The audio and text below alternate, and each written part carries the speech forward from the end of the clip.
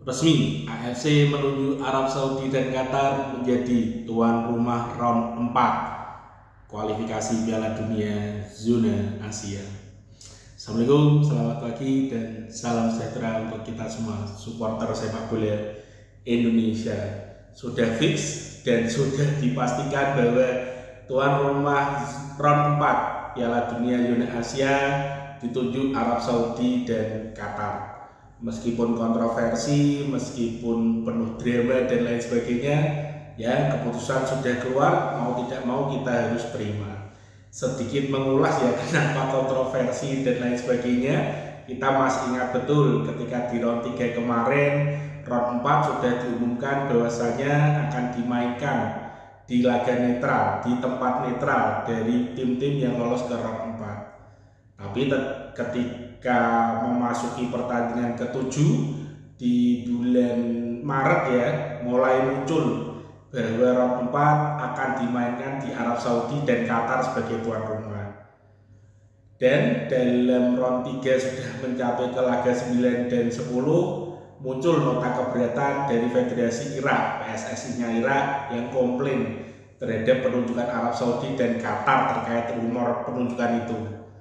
Tapi ternyata setelah round 3 selesai, akhirnya AFC resmi mengeluarkan pernyataan bahwasanya round 4 akan digelar di Arab Saudi dan Qatar karena peringkat FIFA mereka yang lebih tinggi dibanding kontestan lainnya. Memicu reaksi sebenarnya karena setelah Irak, ada Oman, ada Uni Emirat Arab yang termasuk ikut komplain lah, ikut keberatan kenapa harus Arab Saudi dan Qatar. Karena Indonesia sendiri informasinya memang tidak termasuk yang komplain ya, tapi Indonesia sendiri memang termasuk yang mengajukan diri sebagai tuan rumah round 4. Tapi Pak Erik melalui konversinya, melalui cuitannya, ya sudah mau apa lagi, bahwasanya memang Qatar dan Arab Saudi yang menjadi tuan rumah, kita terima. Cuman harapannya meminta kepada AFC agar pertandingan round 4 bisa dijalankan secara fair play, karena memang round 4 ini krusial sendiri, karena sangat krusial, kurang lebih seperti itu. Ya apapun itu sudah ditunjuk, mau tidak mau kita harus menjalaninya. Sebelum menuju ke round 4 besok Oktober, akan ada drawing besok Juli. Terlepas apapun kontroversi terkait pemilihan Arab Saudi dan Qatar, jelas itu sudah diputuskan dan mau tidak mau ya kita harus menjalaninya. Cuman apakah merujuk di pasal awal yang dulu atau sudah berubah? Karena yang dulu kan pasalnya bahwa satu tim, dua tim yang dalam satu grup tidak akan mungkin ketemu lagi. Jika seperti itu jelas kita tidak akan bermain di Arab Saudi, kita pasti akan mainnya di Qatar, karena tuan rumahnya kan Arab Saudi dan Qatar. Entah siapa lawan kita, tinggal tunggu saja esok Juli, karena drawingnya akan dilakukan di Jepang pada bulan Juli esok. Tapi sebelum menuju ke sana memang ada hal yang menarik sebagai kewaspadaan timnas Indonesia atau hal-hal yang perlu dicermati. Bahwasanya ketika bermain di negara Arab ini kan hal-hal yang sering terjadi kan seperti kita ketahui lah atau kita alami. Kita ingat betul ketika di Piala Asia U23 ketika kita bermain di Qatar, seperti apa kita susah payahnya. Bagaimana Ivar Jenner yang tidak kena kaki pun harus di kartu merah, bahkan tidak harus melihat VAR. Kan luar biasa itu. Atau ada hal kecil yang bisa ya sekelumit dan drama yang bisa merugikan timnas kita ketika bermain. Hal-hal itu yang perlu kita hindari ya.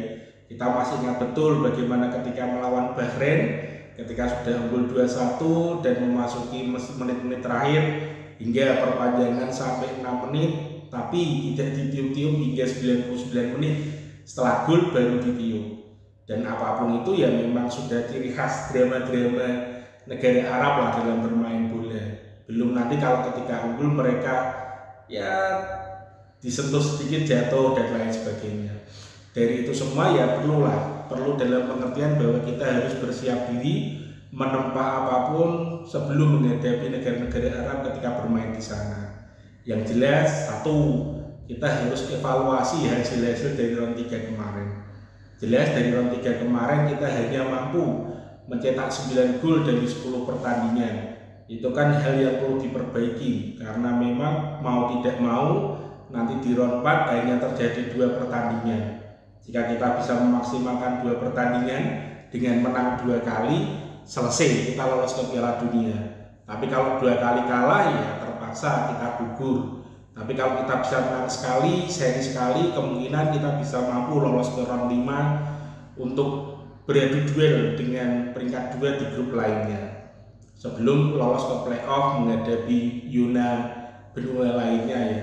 Tapi itu lebih berat lagi, karena memang tinggal 2 pertandingan di round 4 ini ya harusnya dimaksimalkan semaksimal mungkin. Paling tidak 2 kemenangan akan mampu meloloskan kita langsung ke Piala Dunia. Pekerjaan berat, tapi tidak ada yang mustahil ya ketika memang disiapkan jauh-jauh hari. Dan PR pertama kita jelas adalah dari segi striker, segi penyerangan. Kita sangat terlihat sekali bagaimana kelemahan kita dari segi mencetak gol. Hanya mampu mencetak 9 gol sebenarnya ya prestasi, karena dari 10 laga rata-rata hampir 1 ya. Tapi kan jumlah kebobolannya juga luar biasa. Jadi paling tidak diperbaiki dalam segi kualitas mencetak gol, banyak golnya, terutama menghadapi negara-negara Arab. Paling tidak kita harus bisa mencetak lebih dari 1 gol. Kan kita ingat betul bagaimana ketika melawan Bahrain. Coba kalau kita bisa unggul lebih selisih 2 gol ya, misalkan 2-0 hingga menit-menit terakhir mau dikerjain mau apa kan masih ada nih selisih 1 gol dan lain sebagainya. Dan yang kedua, jelas ketika bermain di round 3 kemarin evaluasinya adalah lini pertahanan. Betul memang lawan-lawan kita berat, tapi round 4 ini banyak yang bilang kan lebih ringan dibanding di round 3 ini. Tapi kan apapun bisa terjadi, apalagi pressure yang luar biasa karena hanya meladeni 2 laga di round 4 itu kan pressure-nya lebih tinggi dibanding round 3. Tapi apapun itu harus disiapkan, karena mau tidak mau statistik kita berkata bahwa tingkat kebobolan kita luar biasa. 20 gol dalam 10 pertandingan dan 15 golnya dicetak oleh 2 negara, Jepang dan Australia. Sisanya ya umum lah, dari Cina 2 gol, dari Bahrain 2 gol, dari Arab 1 gol. Itu perlu dibenahi, meskipun banyak pro kontra terkait siapa yang layak dimainkan, siapa yang layak ditandemkan, karena memang di lini belakang itu kan kalau netizen Indonesia kan rame mengkompar, membandingkan antara Nis Hilgers dan Rizky Ridho. Tapi apapun itu silahkan, karena memang kewenangan pelatih dan memang kapabilitas pelatih untuk menentukan siapa pemain yang diturunkan. Harapannya di round 4 esok, karena memang laga cuma memainkan 2 laga ya, harapannya kita mampu memaksimalkan. Caranya ya menang 2 kali. Dengan menang 2 kali selesai, Piala Dunia akan kita datangi di Amerika esok 2026. Tapi kalau kalah 2 kali ya kita pulang. Kita harus menunggu waktu lagi untuk 4 tahun ke depan. Tapi kalau kita bisa menang 1 kali menang, 1 kali seri, kemungkinan kita bisa masuk ke round 5. Ya meskipun tambah berat lagi dan tambah lama. Apapun itu ya inilah yang harus kita jalani. Mau tuan rumahnya Jepang kayak, tuan rumahnya Korea kayak, tuan rumahnya manapun, ya sudah, kan sekarang sudah ditentukan tuan rumahnya Qatar dan Arab Saudi. Kalau sesuai jalur awal, sesuai peraturan awal, jelas Indonesia akan bermain di Qatar. Jadi menarik ketika kita nanti bermain di Qatar. Mampukah kita memenangi pertandingan dengan skor lebih tinggi, dengan banyak gol yang bisa kita lesakkan, atau bahkan kita harus menanggung kecurangan-kecurangan yang dilakukan oleh negara-negara Arab ketika kita bermain di sana. Apapun itu layak kita tunggu. Seperti biasa lah, sebagai supporter kan rame-rame. Yang penting santun dalam menyampaikan aspirasi dan kritikan. Tapi menunggu di round 4 esok akan menarik. Entah siapa musuh kita, entah siapa satu grup dengan kita. Kalau memang seperti kemarin jelas kita akan ketemu dengan Qatar, tinggal 1 negara lagi yang berada di grup B.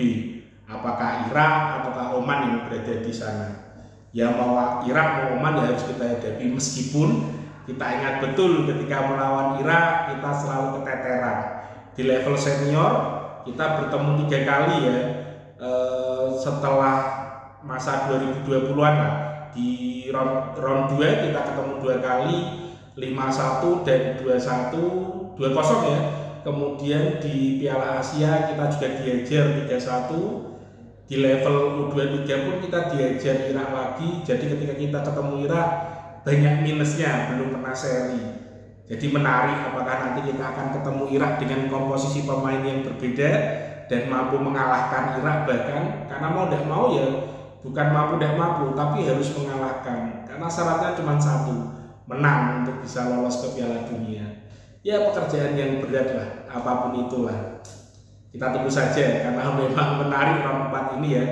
Karena memang negara yang lolos ke round 4 ini ada 6 negara, satu-satunya yang tidak berbau Arab ya cuma Indonesia. Karena hanya 5, dan yang komplain terkait penetapan Arab Saudi dan Qatar ada Irak, Oman, ada UAE, Uni Emirat Arab.